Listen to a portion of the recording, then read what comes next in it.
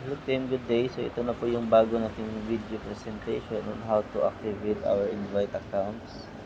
So first mag-funds po tayo dito sa Matic. And then after naka-funds ka na, punta ka dito sa browser, pinakababa.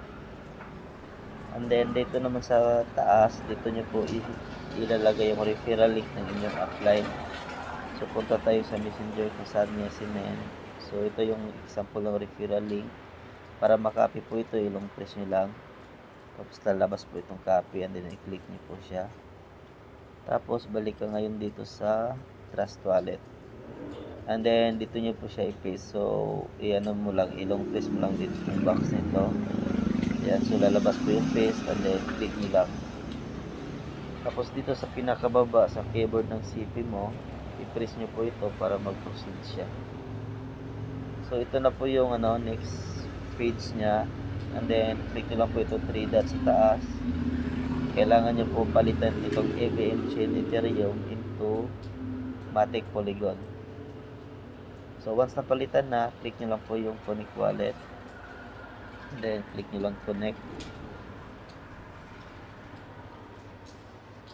So antayin lang po natin siyang mag-loading. So ayan na po. Once lumabas na ito, register to Matic, i-click nyo lang po ito. And then click nyo lang po ang approve. So ma-activate na yung X3 and X6 level 1 ninyo. So once activated na siya guys, so mapupunta ka po dito. So ito po yung example ng dashboard ninyo, and then ito po yung referral link. I-copy niyo po 'yan and i-save niyo para madali niyo lang mapasa sa mag-activate na inquiries, okay? Andito sa pinakataas, itong 3 dots, always niyo po itong i-check kung naka-Polygon ba siya. Kung naka-Ethereum, i-change niyo po siya sa Polygon.